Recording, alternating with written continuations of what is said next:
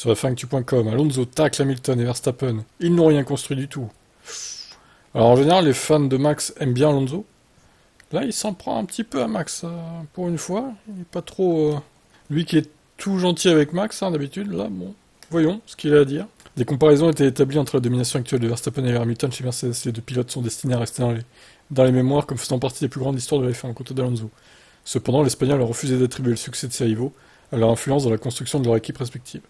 Alonso a souligné que les facteurs externes ont joué un rôle plus important dans leur triomphe. Je pense que c'est quelque chose qu'on l'on dit à propos des pilotes qui construisent des équipes. Mais lorsque Lewis est passé chez Mercedes, il n'a rien construit du tout.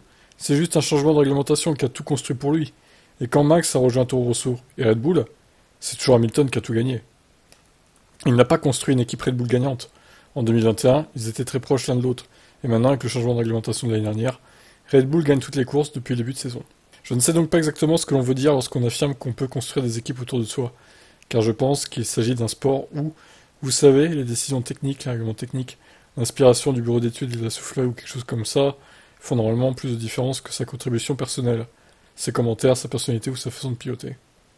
Bah, c'est comme Schumacher, on disait qu'il avait tout construit autour de lui chez Ferrari, hein, à l'époque, pour mener la Scuderia au sommet, à l'époque, dans les années 2000, quoi. Si je devais changer une chose dans ma carrière, ça serait cela. Chez McLaren, nous étions très proches, un seul point, mais nous n'avons probablement pas mérité en raison de la manière dont nous avons géré les choses.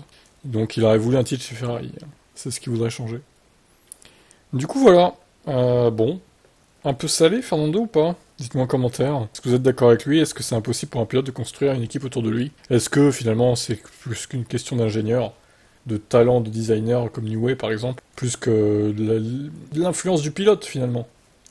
C'est un gros débat, hein, en vrai. Il lance un gros débat, Fernando, là. Ciao.